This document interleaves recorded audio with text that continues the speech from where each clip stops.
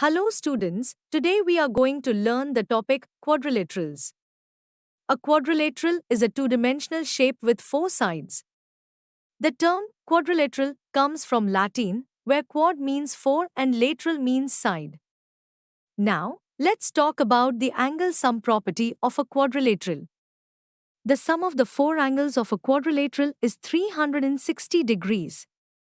To understand this better, if we draw a diagonal in the quadrilateral, let's say AC, it divides it into two triangles. We know the angle sum property of a triangle states that the sum of all the three angles of a triangle is 180 degrees. Continuing with this property, we can say that the sum of angles of triangle ADC equals 180 degrees. Similarly, the sum of angles of triangle ABC also equals 180 degrees. By adding these two equations together, we get angle A plus angle B plus angle C plus angle D equals 360 degrees.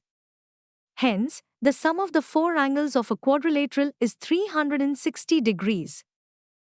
Now, let's explore the different types of quadrilaterals. A square has four equal sides and four right angles. A rhombus also has four equal sides. In addition to these, we have a parallelogram, which has two pairs of parallel sides. A rectangle is another type that has four right angles. Another type is a trapezium, which has one pair of parallel sides. Lastly, a kite features two pairs of adjacent sides that are equal. Next, we will discuss the properties of a parallelogram.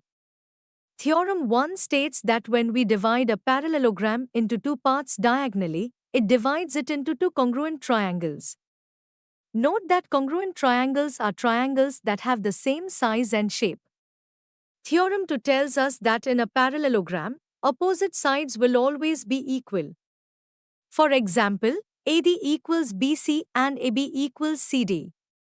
Theorem 3 states that a quadrilateral will be a parallelogram if each pair of its opposite sides is equal.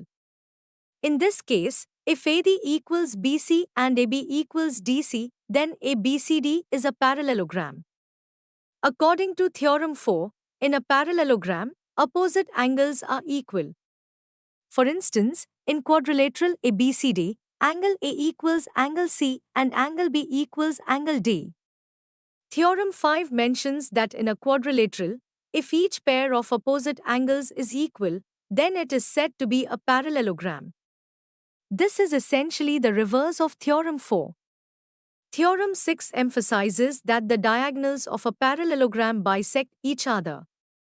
This means that segments D equals EB and AE equals EC.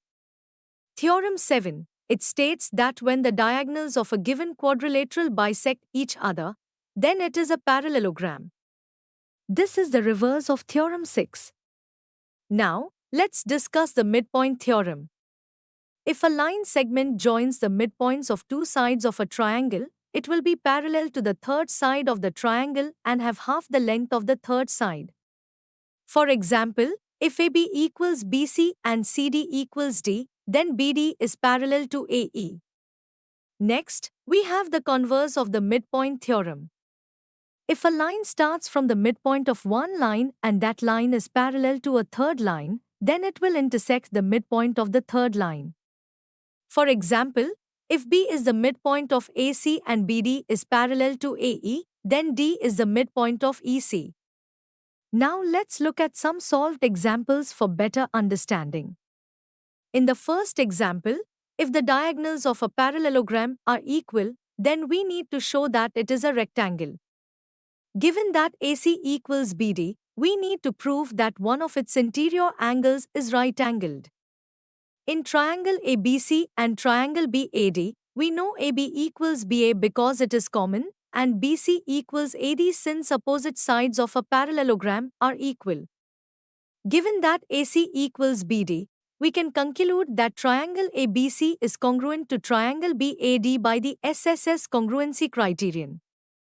Therefore, angle A equals angle B, and since the sum of angles on the same side of the transversal is 180 degrees, we can deduce that angle A equals 90 degrees and angle B also equals 90 degrees.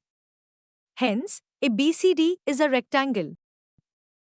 In the second example, we need to show that in a rhombus, diagonal AC bisects angle A as well as angle C, and diagonal BD bisects angle B as well as angle D. Given that a BCD is a rhombus, AC and BD are its diagonals. First, we know AD equals CD since the sides of a rhombus are equal. For angles, angle DAC equals angle DCA due to the property that angles opposite equal sides of a triangle are equal. Since AB is parallel to CD, angle DAC equals angle BCA because of alternate interior angles. Therefore, angle DCA equals angle BCA, showing that AC bisects angle C. Following the same method, we can show that diagonal AC also bisects angle A. By using similar reasoning, we can prove that diagonal BD bisects angles B and D as well. In summary, today we learned about quadrilaterals, their properties, types, and some important theorems. We also solved examples to understand how to apply these concepts. Quadrilaterals are fascinating shapes that play a significant role in geometry and everyday life. We hope that you have understood the topic. You can now study chapter notes, watch video lectures, and solve MCQ tests of this chapter on EduRev to ensure you score well in your school exams. And that's not all. You also get amazing courses for maths, science, English, Hindi, and much more for class 9. Thank you.